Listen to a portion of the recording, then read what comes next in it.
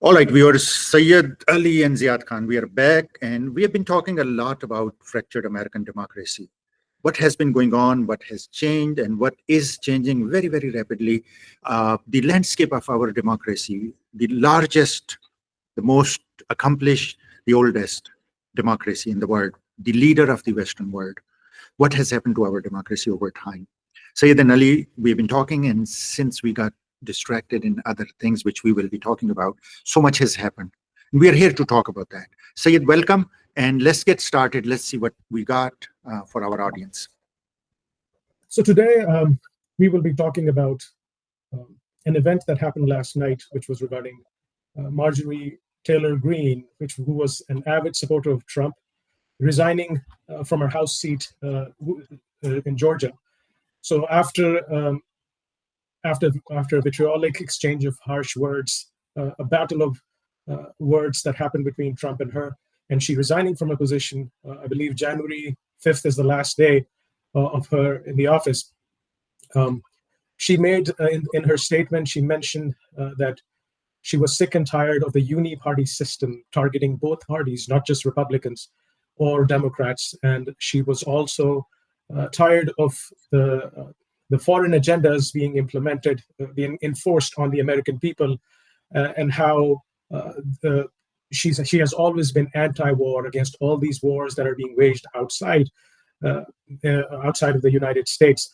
So the thought that came to my head was, after she's resigned, even though she had some time left in the office, what is it that she's planning in the future? Is this like a great awakening within, where she wants to reform and refurbish the MAGA agenda and introduce it, because it seems like Trump has deviated from that agenda, where he was in great favor of no wars, focusing on Americans and Americans only, and no other country other than America. So it seems like that agenda was hijacked by super PACs and other influential forces in America that took over that agenda. And also she talked about how she's always been against AI replacing the jobs of Americans. And, these were some of the major things that she mentioned. And then my thought on the question to you is that do you think that this is a true awakening within, where she wants to be the lead of what the true spirit of MAGA was supposed to be? Or is she actually vying for the position for the presidential run in 2028? Or is she wanting to run as an independent? Or she wants to garner votes from both sides that are frustrated with the so-called uni-party system? Or she's probably aiming to have her own third-party option in the future for Americans. So, these are the thoughts that have been running through my head. And with that, I would leave the floor open to you. Thank you. Thank you, Syed. We are living I think, very, very interesting time, if not the most interesting, one of the most interesting times in American history. American democracy is truly melting. It's reshaping and reforming on almost daily basis. We saw that. I got involved in politics actively since Bill Clinton. And few presidents before Clinton, I think I would say from Nixon to Carter to Reagan to Bill Clinton to Bush, all those have contributed towards, they prepared the battleground for our democracy to get into that point. And come Obama kind of sealed that deal. People got really tired and fed up of the way the politicians acted and the way they promoted vested interests and agenda against people. None of them worked for people. So a great awakening started with Bernie Sanders on extreme left and Donald Trump on extreme right. And it's ironic that a man of Donald Trump's character was on extreme right. He was never right. He was never extreme. He was always extreme, but he was never extreme right. He was not a Republican. He was not a conservative. But he became, because of the people's, being fed up of the system, they chose to outsiders, to outliers, to extremists to follow. And they had the biggest following. And we have mentioned in our programs many, many times that the Democratic establishment, hurt their voters, hurt their cause, hurt the liberal movement by shooting Bernie Sanders down within the party. They almost killed him politically, his ambitions or his plans to become president and do something for people. He was truly a person who wanted to do, the first time after a very, very long time, wanted to do something for people. So Donald Trump capitalized on the opportunity. Since one extremist outlier was shot down, people gravitated towards the other. People were really tired of this uniparty system that Marjorie has talked about. It has truly been a uniparty system packaged in two different packages, like Burger King and McDonald's, two franchises selling same junk, harmful food to people, packaged as differently. That's how it has been. So I don't want to take too much time in the background, but this is what has been going on. And we have seen recently, you've seen rise of democratic socialism in New York. Mamdani's race was very, very high string, high wired, high stake race in which president himself got involved, and there were nasty exchanges. And you saw that an outsider, an outlier came and he beat all the established status quo politicians together. Now, coming to Marjorie, Marjorie has always been a controversial, flamboyant woman. You would find her on all the outsides of the established, corporate politics. She's been hateful, Islamophobe. She's said divisive things. She has criticized all of them. She's done things. She shook the system many, many times. She supported Donald Trump, hoping, like so many MAGA people, and MAGA is Make America Great Again, without an agenda, without a plan, rise on the sentiment like most fascist movements have risen, like in India and Europe, there are many of them. So that was that. She supported that agenda. And if you look at Trump's first term, we have said this many times, that Trump was a peace president. Trump was truly an outlier, and they blocked him everywhere. They made it difficult for him to help people. So what happened? They brought Biden, who has always been a corporate stooge, and Biden did everything that corporate wanted. He started wars. He ran away from Afghanistan, leaving, America's pants behind. And then he started two very, very nasty wars, which cost dearly to American people. People really were sick and they wanted to get rid of it. They looked up and there was nobody other than Trump. And they had made Trump's life so difficult. He made deals. He wanted to come back. Trump, as he's more flamboyant than Marjorie. So he made deals. He made deals with vested interest groups. He made deals with the war lobby. He made deals with all the nasty and hostile people. And while he was still wearing people's clothes and he expressed his interest to make people's lives better, he turned out to be, in last 1 year, the most corporate, the most compromised, the most establishment president ever. Every single person who supported him for his peace-loving agenda and for people-loving agenda are so upset. Marjorie is one of those people who would not stand still or stay quiet. So she spoke. She spoke, against the war. She spoke against unwavering support for a foreign country, for wars, and for all the US politicians, including president, going all out against the wishes and against the interest of American people. Homelessness has increased, inflation has increased, living cost has increased. It's become extremely difficult for American people to afford day-to-day living. And our politicians, including the administration, supporting foreign wars, spending all the money there, it is unacceptable. You see Tucker Carlson, Megyn Kelly, Candace Owen, Charlie Kirk, all those outliers, all those people.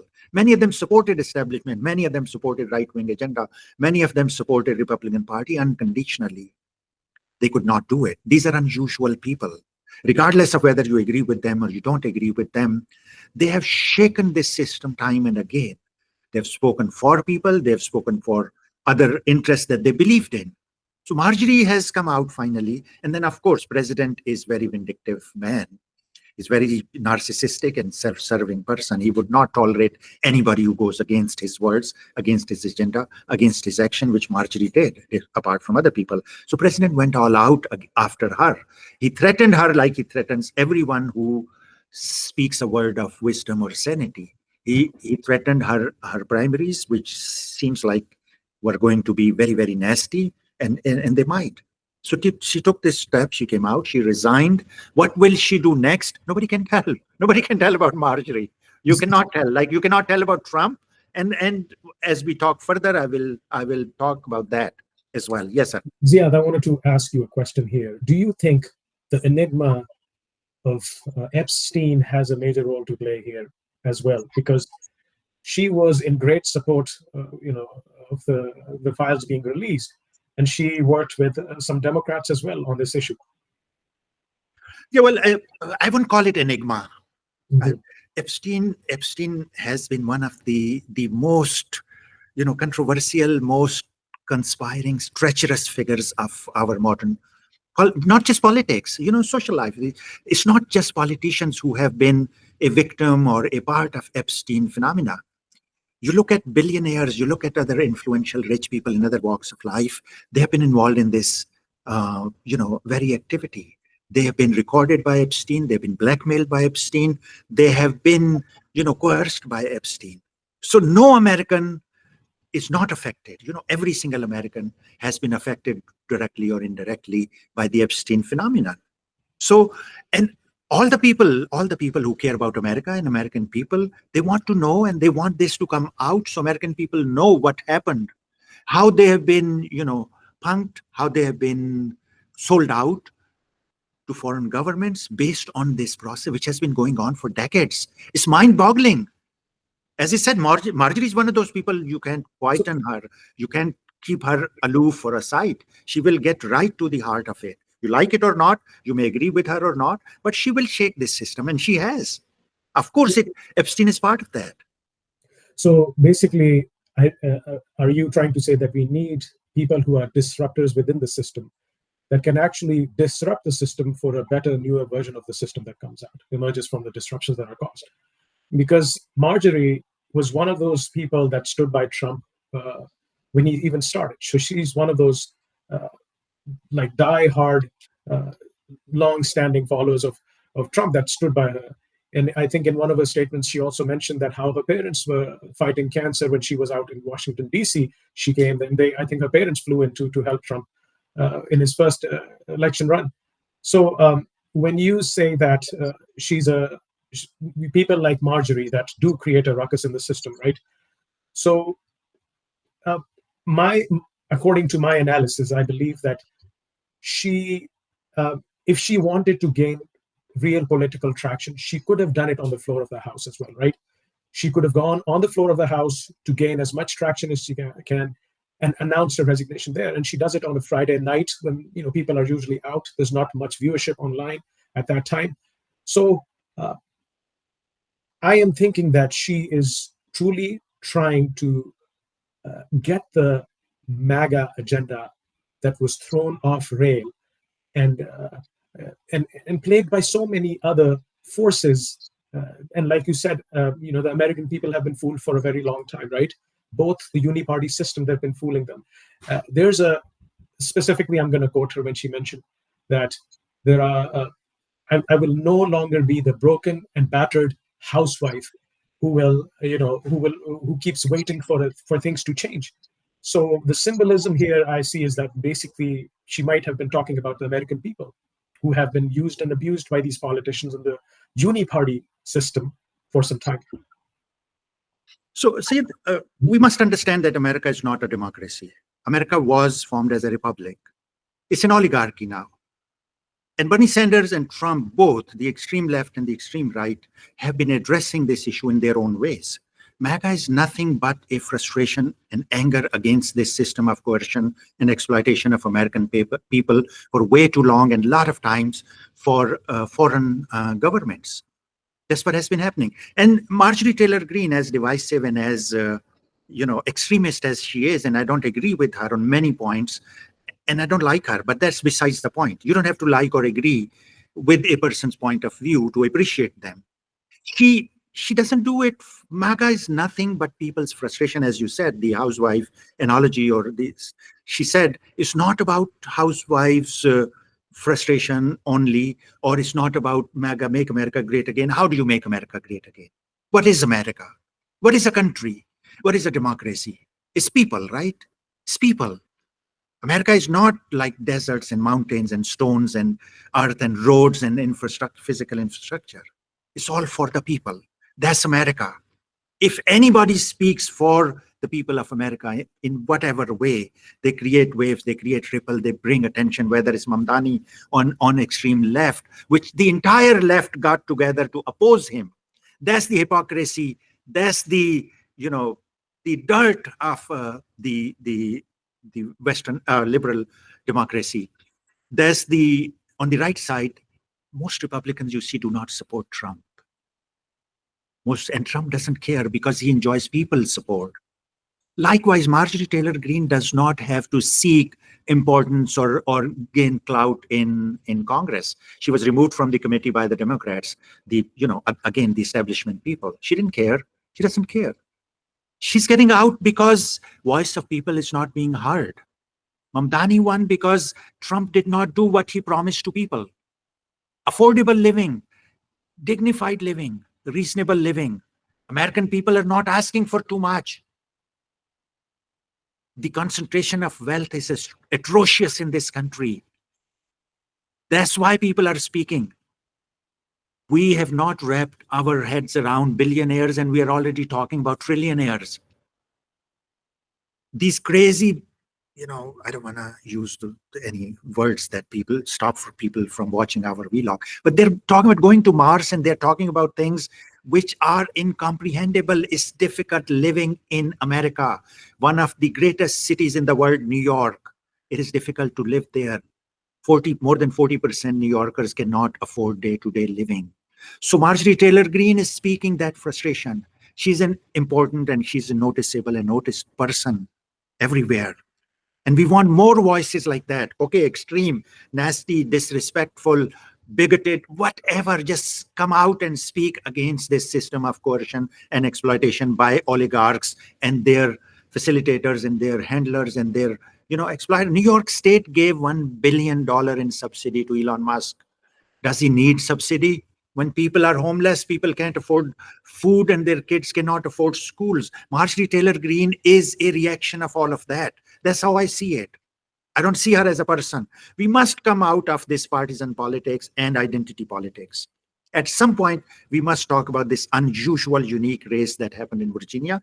But right now, let's focus on Marjorie Taylor Greene. So thank you for the insight, Ziad. I think it was very important that we highlighted this recent event of Marjorie Taylor Greene resigning. It seems like she has very good intentions and she's determined.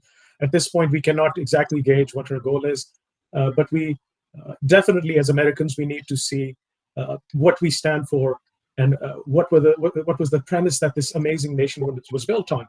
I mean, do we need to what do we need to keep supporting the people that have exploited us, or do we actually need heroes or renegades with good cause in the system that can actually make this nation great again, America great again? I mean, not some other country, not Ukraine, not China, not Russia, not Israel, and leaders that can actually help make this nation great again. Thank you. Yeah, see, my final words are that I don't care about Marjorie Taylor Greene, okay? I care about the role she has played recently, inadvertently, willingly, unintentionally. She's created the ripples that we need. Complicity is not an option for American people now. I don't agree with Charlie Kirk. I don't agree with Tucker Carlson, Megyn Kelly, on many issues. But the fact that they keep bringing out now more than ever that American people are being exploited and American people are being sold to vested interest groups within America and foreign powers is unacceptable. That's where all of us Americans need to get up, rise beyond party politics, rise beyond identity politics. We don't care about blue no matter who. We don't care about MAGA. We don't care about who's the president, as long as they are carrying the agenda of the benefit and the welfare of people. And by welfare, I don't mean the political term that people use to exploit other groups. I mean the well-being and the goodness and whatever the democracy promises, whatever the social contract people in the state promises. I want that. So I appreciate Marjorie for bringing that out. I appreciate all the people that do that. And we must, as citizens, it's our duty, it's our obligation to understand who is our friend, who's our enemy, who's hurting us, who's helping us. Disagree. If you want to disagree, you might as well disagree with them. There is no problem with that. Disagreement is noble as long as your intentions are clear and you do it to make lives better in America.